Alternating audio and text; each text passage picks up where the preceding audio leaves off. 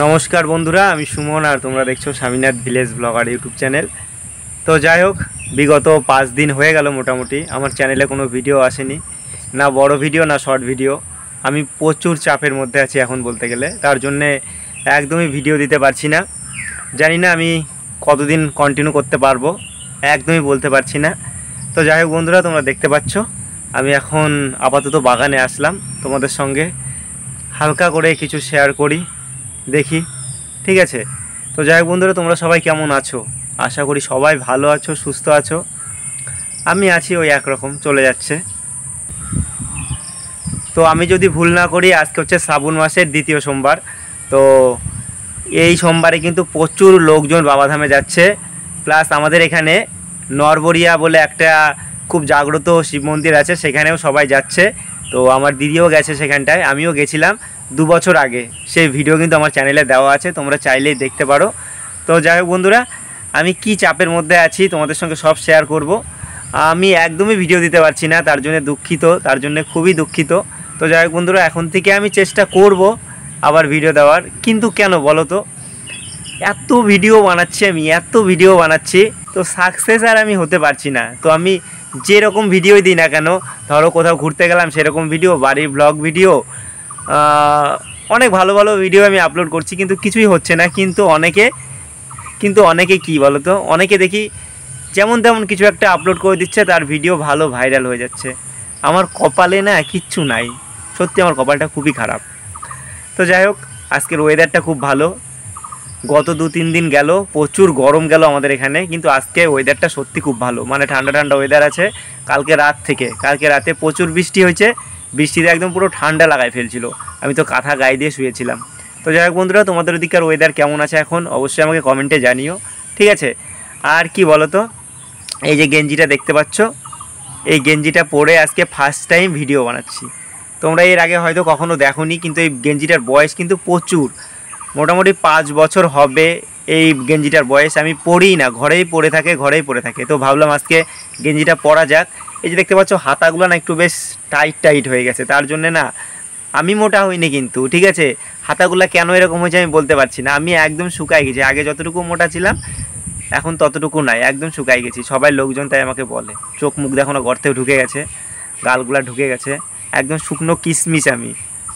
তো বন্ধুরা, তোমাদের কি হালচাল বলো? কী দিয়ে ভাত খেলে আজকে?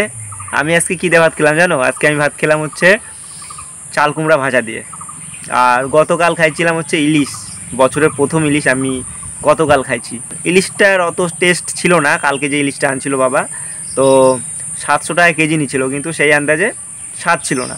তো ইলিশ মাছ আমার ভীষণ প্রিয় একটা মাছ। অনেকে তো আবার ইলিশ মাছ খেতে পছন্দ করে না, বলে ইলিশ মাছ নাকি গন্ধ লাগে। তো আমার কাছে কিন্তু বেশ ভালোই লাগে ইলিশ মাছ, সত্যি আমার কাছে দারুণ লাগে।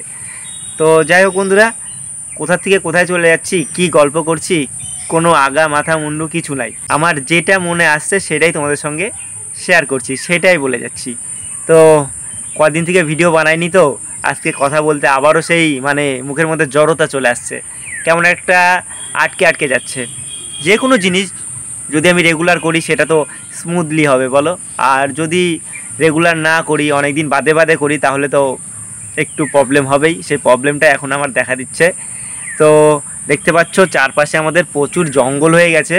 আর কালকে ঠিক আমি এখানটায় বসে আছি, মানে চেয়ারে বসেছিলাম না, মানে এখানে একটা চট বিছানো ছিল, চটের মধ্যে বসে দাঁত ব্রাশ করছি। কয়টা 11:30 কি 15-12টা বাজে, ততক্ষণ পর্যন্ত আমি ঘুমাইছিলাম। আর এখানে বসে থাকতে না ঘাসগুলো হালকা হালকা নড়াচড়া করছিল। কোথায় নড়াচড়া করছিল সেটা তোমাদেরকে দেখাই, দাঁড়াও। এই যে জাম গাছটার গোড়াটা দেখতে পাচ্ছ না, ঠিক একটু তার আগে, ঠিক আছে, ওই যে ওইসব জায়গাতে ঘাসগুলো নড়াচড়া করে যাচ্ছে তখন থেকে।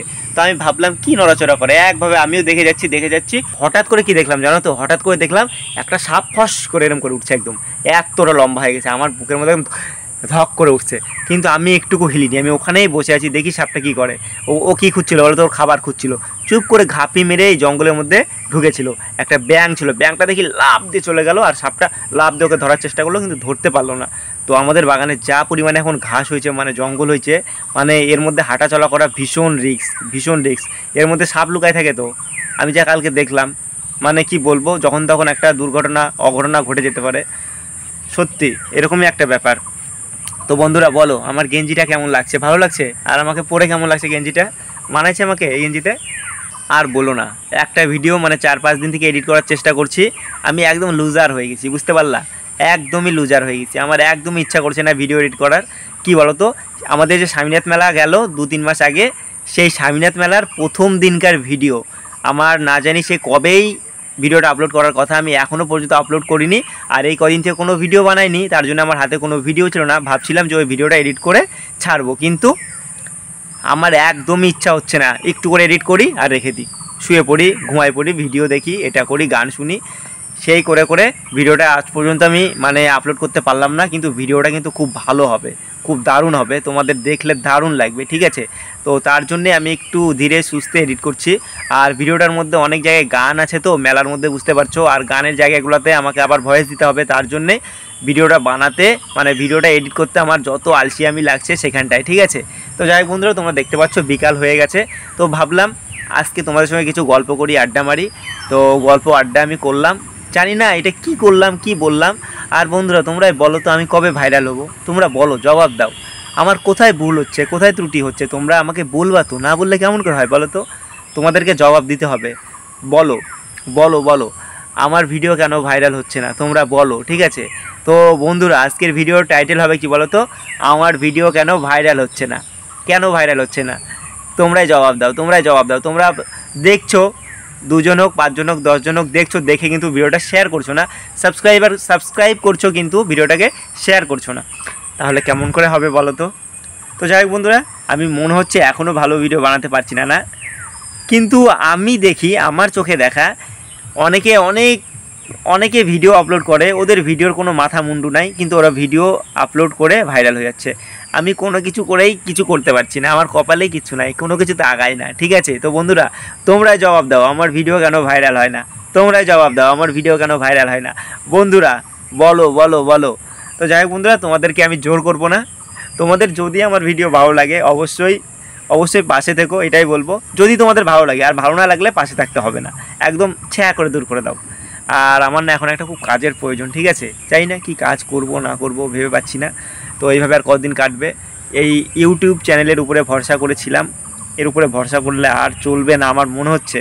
তো আমাকে এবার একটা কাজ খুঁজতে হবে। আর কতদিন ইউটিউব চালাবো বলো? কিছুই তো হচ্ছে না। বাড়ির লোক, পাড়ার লোক, গ্রামের লোক সবাই একই কথা বলে, কত টাকা কামাই করিস, কত টাকা কামাই করিস, কিন্তু আমি 1 পয়সাও কামাই করি না। আর যদি বলি এত তাড়াতাড়ি তো হয় না, আর তখন লোকজন কি বলে জানো তো? তখন বলে কি রে এত তাড়াতাড়ি তো না, তুই প্রায় 3 বছর থেকে করে যাচ্ছিস, তাও তোর হচ্ছে না, সবাই পরে শুরু করে হয়ে গেছে, টাকা কামাই করছে, তুই মিথ্যা কথা বলিস। কি করে বোঝাবো লোকজনকে বলো, কি করে লোকজনকে বোঝাবো? লোকজন যে বোঝে না।